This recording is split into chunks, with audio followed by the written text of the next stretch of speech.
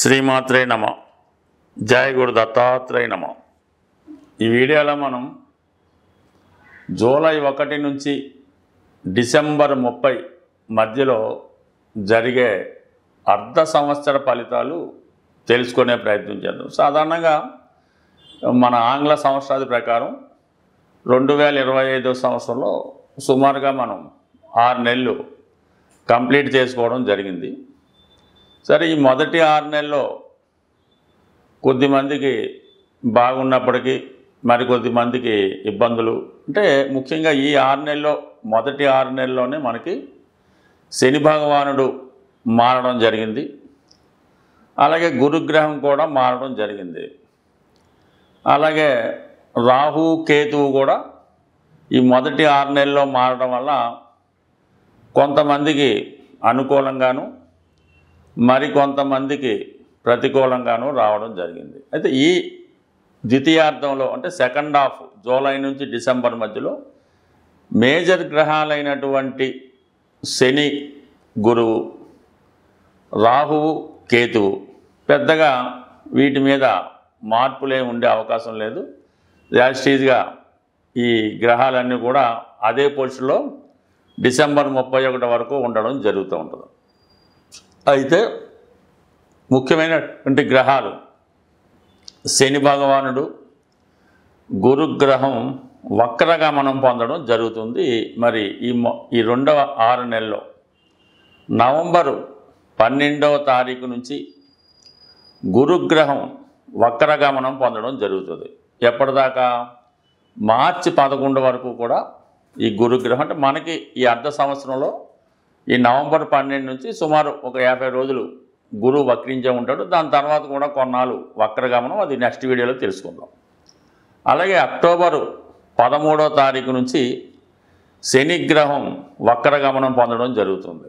జనవరి 20 వరకు అంటే ఇంచుమించుగా ఈ అక్టోబర్ 13, నవంబరు, డిసెంబర్ మొత్తం శనిగ్రహం మనకి మీనరాశి అందే వక్రగమనం పొందడం జరుగుతుంది. అంటే ఈ వక్రగమనం పొందడం వల్ల కొంతమందికి అనుకూలంగాను మరికొంతమందికి ప్రతికూలంగాను మారడం జరుగుతుంటుంది. అంటే వక్రించిన గ్రహం ఏం చేస్తుందంటే తను ఉన్న స్థానం నుంచి 12వ స్థానాన్ని కూడా వీక్షించడం, అంటే అక్కడ ఫలితం కూడా ఇవ్వడం జరుగుతుంది. ఆ విధంగానే దృష్టి కూడా మరి ఈ 3 భావాల మీద అంటే శనికి ఉన్నటువంటి 3, 10 భావాలతో పాటు 7వ భావం యొక్క దృష్టి కూడా మారడం జరుగుతూ ఉంటుంది. అంటే డబల్ యాక్టింగ్ చేయడం జరుగుతూ ఉంటుంది. అలాగే గురుగ్రహం కూడా మనకి నవంబర్ 12 నుంచి వక్రగమనం పొందడం వల్ల ఇంచుమించుగా మళ్ళా బ్యాక్ వచ్చి ఫలితం ఇచ్చినట్టు కనబడుతుంటుంది. అయితే ఈ వక్రించిన గ్రహాలు ప్రధానంగా ఏం చేస్తాయంటే మనం ఒక మొదటి 6 నెలలు చేసిన ప్రయత్నాల్లో ఏమైనా విఫలమై ఉంటే ఈ గురువు వక్రించినప్పుడు మళ్ళీ ఇంకొకసారి ప్రయత్నం చేయమని ఆ గురుగ్రహం మనకి చెప్తూ ఉంటుంది. మనం ఏదో వివాహం కొరకో, ఉద్యోగం కొరకో, ఏదైనా ధనం కొరకో, సంతానం కొరకో ప్రయత్నం చేసి ఉంటాం. ఈ సమయం అంటే మంచుమించు జనవరి నుంచి అనుకొని మనకి నవంబర్ 11 వరకు ఏ ప్రయత్నం చేసినా విఫలమైంది. కాబట్టి గురువు వక్రించిన తర్వాత ఏంటంటే మళ్ళీ ఇంకొకసారి మనం ప్రయత్నం చేస్తే ఆ ప్రయత్నం నెరవేరే అవకాశం ఉంది.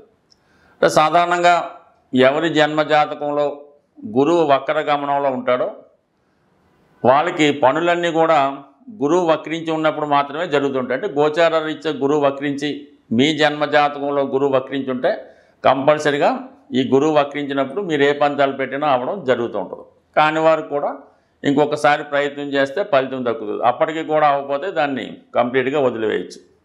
శని భగవానుడు కూడా మనకి అక్టోబర్ 13 నుంచి వక్రగమనం పొందడం జరుగుతుంది. శని ఉద్యోగకారకుడు కాబట్టి మరి గతంలో ఉద్యోగ ప్రయత్నం చేసి ఫెయిల్ అయినా లేదా మనకి ఉద్యోగం పోగొట్టుకున్నా తిరిగి సంపాదించడానికి ఈ శని భగవానుడు మీకు అనుకూలిస్తాడు. అలాగే మీ జన్మజాతకంలో శని భగవానుడు వక్రించుంటే గోచార రీత్యా శని వక్రించినప్పుడు మీకు సాధారణంగా శుభ ఫలితాలు రావడం జరుగుతుంటుంది. అందుకనే చాలామంది గురుబలం పెరగాలన్నా శని బలం కావాలన్నా వారి జన్మజాతక ప్రకారం వక్రించిన టైం కొరకు ఎదురు చూస్తుంటారు. కామన్గా ఆ వక్రించినటువంటి సమయంలో చాలా వరకు వారి పనులు కూడా సక్సెస్ అవ్వడం జరుగుతుంటుంది. ఇది కొంత అనుభవం బట్టి అది ఉంటుంది. కాబట్టి మనం ఉపయోగించుకున్న దాన్ని బట్టి ఫలితం ఉంటుంది కాబట్టి కొన్ని ముఖ్యమైన ఫలితాలు రేపు 6 నెలల్లో ఏ రాశికి ఏ విధంగా జరుగుతుంది అన్న విషయాన్ని తెలుసుకునే ప్రయత్నం చేద్దాం ఈ వీడియోలో. మీనరాశి వారికి జూలై 1 నుంచి డిసెంబర్ 31 మధ్యలో జరగబోయే అర్ధ సంవత్సర ఫలితాలు ఒకసారి రివ్యూ చేసుకుందాం. వీరికి ప్రస్తుతం జన్మశని నడుస్తుంది. సరే, జన్మశని దాని ప్రభావం ఈ పాటికే కొంత మీకు అనుభవంలోకి వచ్చి ఉంటుంది. ఎందుకంటే వచ్చి ఆల్రెడీ ఒక 3 నెలలు అయింది కదా, దాన్ని బట్టి కొంత అర్థమై ఉంటుంది.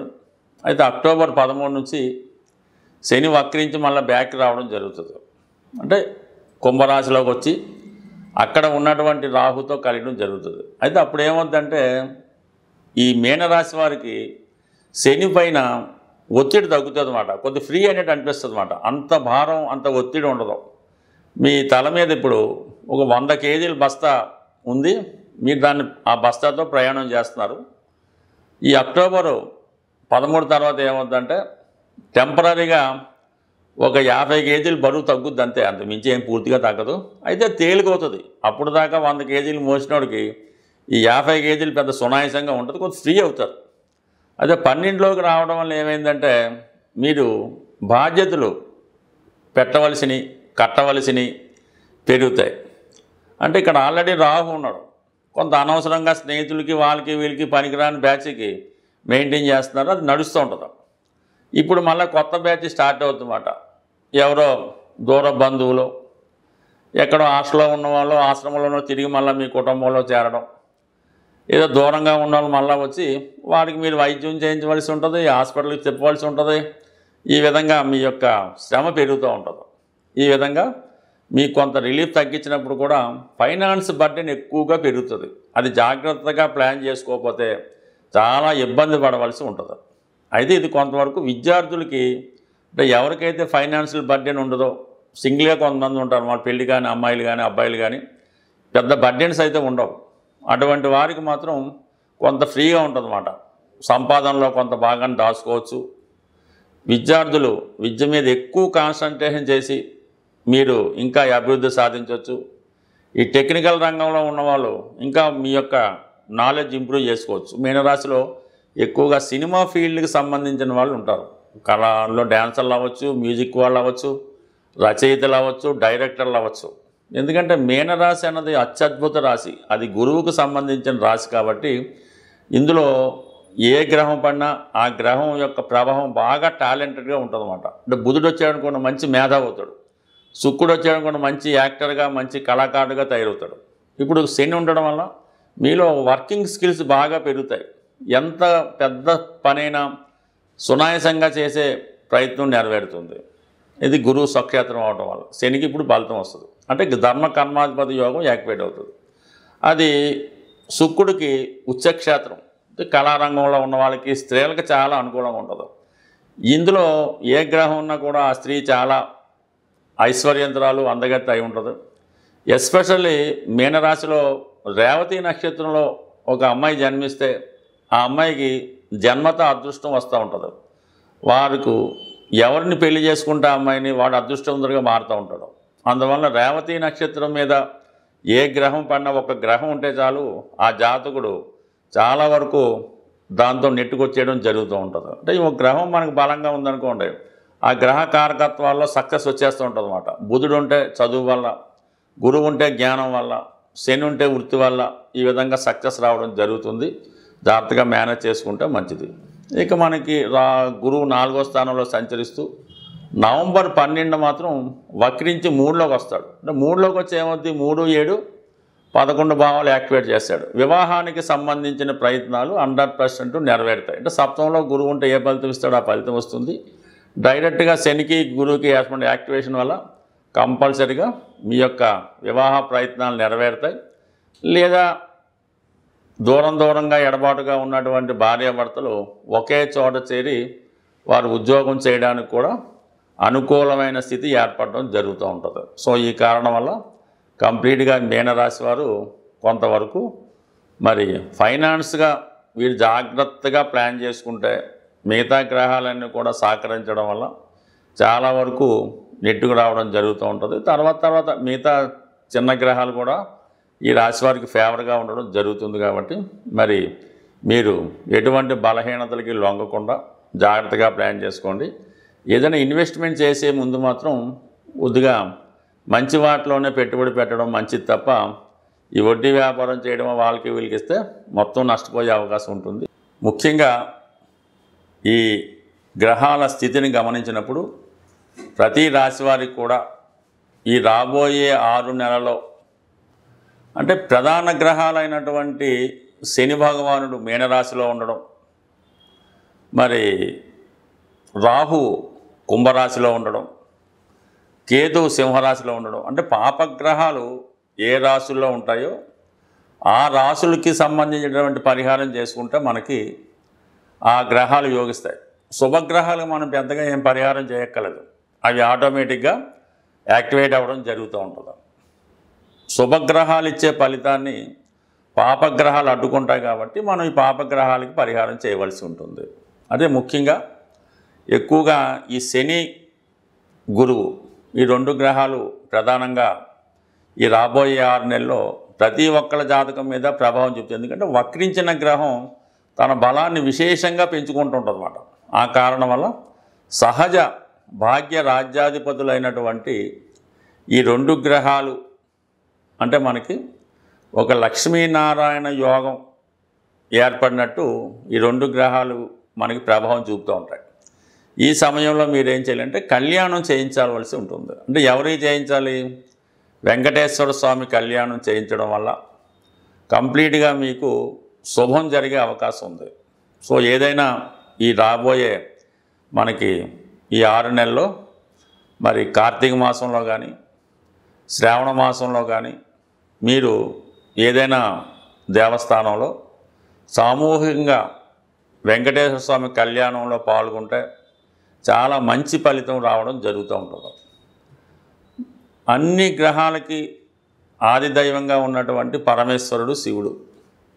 వీలున్న వాళ్ళు ఏదైనా ఒక పంచారామాలు కానీ ఇటువంటి శివుని యొక్క ముఖ్యమైన క్షేత్రాలు ఒక్కసారి దర్శించడం మంచిది. అంటే ఏ ప్రాంతంలో ఉన్నవాళ్ళు ఆ ప్రాంతంలో ఉన్నటువంటి దేవాలయంలో చేయడం వల్లే ఎక్కువ ఫలితం రావడం జరుగుతూ ఉంటుంది. సుమారుగా మనకి ఈస్ట్ గోదావరిలో ఈ ద్రాక్షారం చుట్టుపక్కల ప్రతి నక్షత్రానికి సంబంధించినటువంటి ఒక దేవాలయం ఉన్నది. ప్రతి నక్షత్రానికి ఒక దేవాలయం ఆ చుట్టుపక్కల ఊళ్ళో ఉండడం జరుగుతుంటుంది. ఆ విషయాన్ని మనకి ద్రాక్షారామం దేవాలయంలో డిస్ప్లే చేయడం కూడా జరుగుతూ ఉంటుంది. ఏ నక్షత్రం వారు ఆ నక్షత్ర దేవాలయాన్ని సందర్శించడం వల్ల వారి యొక్క దోషం కూడా పరిహారం అవుతుంటుంది. అవకాశం ఉన్నవాళ్ళు ఒక్కసారి మీరు ప్రయత్నం చేయండి. లేదు జన్మాంతరంగా మనం బాగుండాలి, మన వంశం బాగుండాలంటే ఆ 27 నక్షత్రాలకి సంబంధించినటువంటి 27 దేవాలయాలు కూడా ఒకసారి మీరు ఒక నెలలోనో సంవత్సరంలోనో దర్శించడం వల్ల చాలా మంచి ఫలితం రావడం జరుగుతూ ఉంటుంది. సో ఇది మనం కష్టపడి సాధించబడిన ఫలితాలు. సూక్ష్మంలో మోక్షం రావాలి, చిన్న ప్రయత్నంతో విఘ్నేశ్వరులాగా మొత్తం ఫలితం రావాలనుకుంటే గోసేవను మించింది లేదు. మరి ఏదైనా గోసేవ అంటే ఆవుకి 2 అరటిపళ్ళు ఒక బెల్లం ముక్క పెట్టడం అయితే కాదు.